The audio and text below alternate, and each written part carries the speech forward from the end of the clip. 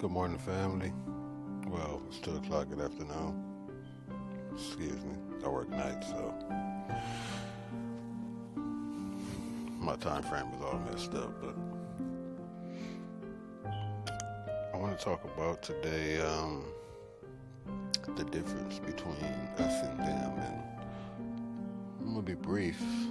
I actually want to do a whole study on this. I heard somebody say in a song that them and Satan had a lot in common. And my initial reaction was, like, what? Because this was a believer. But after thinking about it for a few seconds, I realized that that was actually a true statement. And I don't want to talk too much about that because I want to do a whole study about it. But, if you look at Satan and his fall and everything that was happening inwardly, pride, deceit, all of these things, you actually see all of those same things in us. So the statement was true. But the difference between us and them, us the sons of God, and them the sons of Satan. Now, according to the flesh, we are all the sons of Satan, according to the flesh. David said that he was conceived in sin and shapen in iniquity. That's of Satan. And we have the traits. You can see the works of the flesh in Galatians 5. All similar to Satan. Busybodies in others' affairs. Where do we get that from? We get that from Satan. And, just all of it. He's the father of lies. So when we lie, where do we get that from? Envy, jealousy, pride, strife, all of these things we get from him. But the difference between us, the sons of God, and them, the sons of Satan, I want to look at that. And I want to use as a depiction, as the picture I have here, the two thieves on the cross next to Yeshua, the HaMashiach. So I'm going to read from Luke chapter 23, verse 39, I'm going to start at. And it reads, "And one of the malefactors which were hanged railed on him, saying, If, not you are, but if thou be Christ, save thyself and us." Verse 40. But the other answering rebuked him, saying, Dost not thou fear God, seeing thou art in the same condition? And we, verse 41, and we indeed justly, for we receive the due reward for our deeds. But this man hath done nothing. So you have two thieves on the cross with Christ. And one of them is saying, if thou be Christ. And the other one is saying, indeed, justly we receive this due reward, but this man has done nothing. 42, and he said unto Jesus, Lord, remember me when thou comest into thy kingdom. And Yeshua said unto him, Verily I say unto thee, today, when we finish dying on these crosses, today shalt thou be with me in paradise. Now, let's talk about the two thieves, because the difference is, the topic is the difference between us and them. Both of the people on the cross were thieves, and they both were due death, and justly so.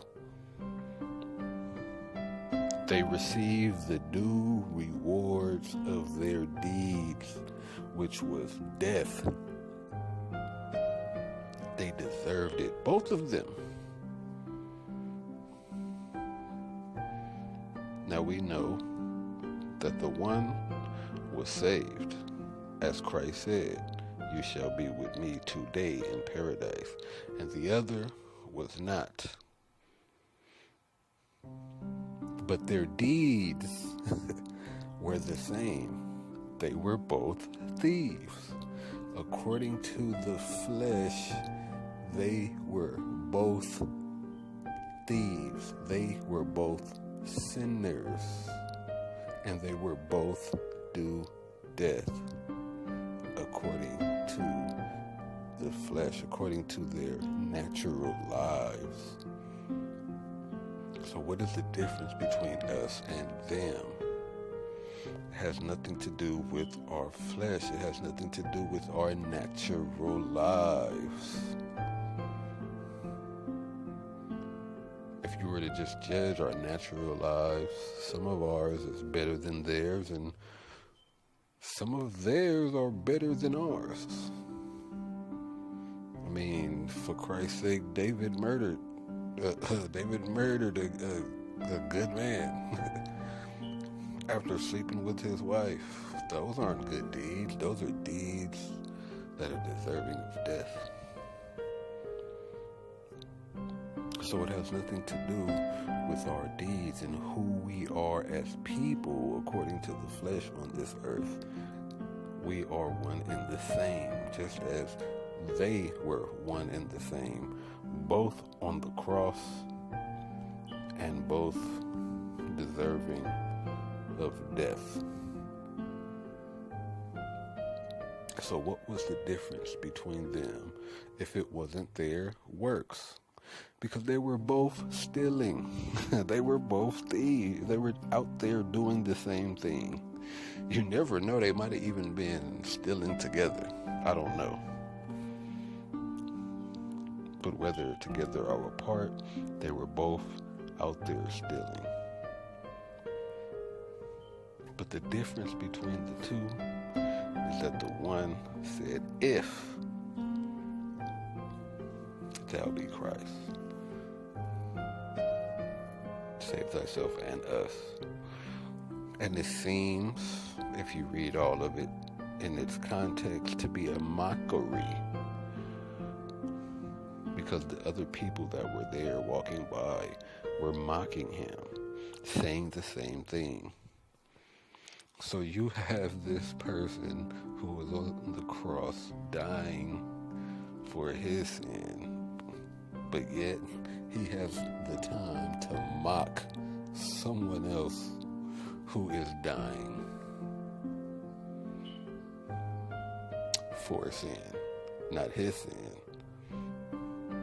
Because as the other thief said, he did nothing, but he was dying for our sin. But this man was mocking him. This shows the characteristics of them. They will mock you, ridicule you, condemn you, even though they are in the same predicament as you, dying of their sin. But the other one, the other thief, the other sinner, this is us, acknowledge that he deserved it. That is a confession.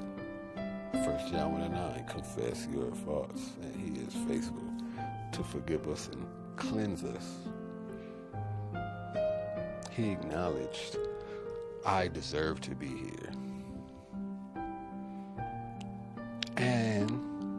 Then he also acknowledged that Christ was God by simply stating when.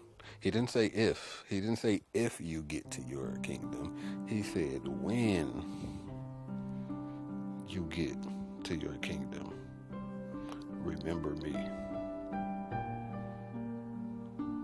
So the difference between us and them is not the deeds that we do on this earth. There are some non-believers who are awesome people. I know some that are much better people than I am. I know some non-believers that are kinder than I am or have been. I'm actually a pretty kind person. The Lord has blessed me in that way, but you get the point. That are more caring, that are more meek, that are more long-suffering. But we all are, whether we are more or less in certain areas, we are all nothing. We are all failures. We are all sinners. Just because I'm kinder than you, I'm still unkind in comparison to what kindness actually is. Perfect kindness, I fall short. We all fall short. You may lie once a year, and this person may lie 10 times in one day, but you're both still liars. You both still deserve to be on the same cross. So the difference between us and them has nothing to do with our deeds in the flesh, but the difference between us and them is that we believe in Christ who hung, and they do not. And our deeds reflect that belief, and their deeds do not reflect that belief. Because they can say they believe, but are they mocking? Are they condemning? Even the demons believe and tremble. But you shall know them by their fruit. And again, this has nothing to do with the deeds of the flesh, because the deeds of the flesh are going to be wicked regardless. We're talking about the deeds of belief or unbelief, the deeds of faith, the works of faith. Look at the man. He didn't condemn anybody. He didn't attack Christ. He just said, when, meaning, I know you're going to get there. When you get there, those are the deeds of faith.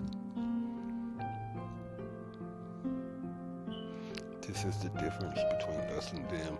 This is why humility must kick in. Because it's easy for you to condemn them, but you're no different. This is why Christ said, I did not come to condemn, but to save, because they are already condemned if they do not believe. He didn't say they were condemned because of their sin. He said they were condemned because they don't believe. That is the difference between us and them. We believe and they don't. According to the flesh, we are not better. We are just like them.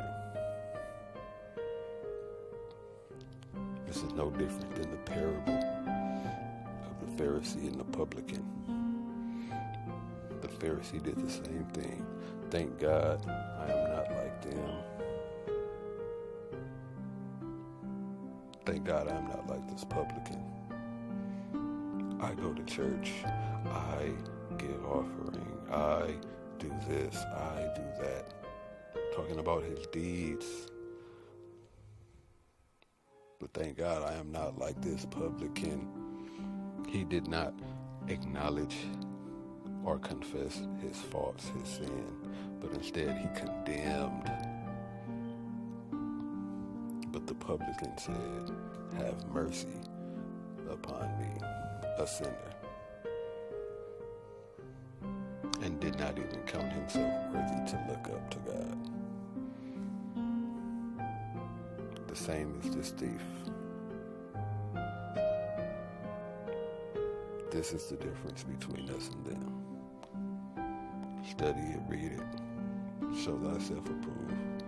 Know who you are, and know why you are who you are. It's not because of you, but because of him. God bless.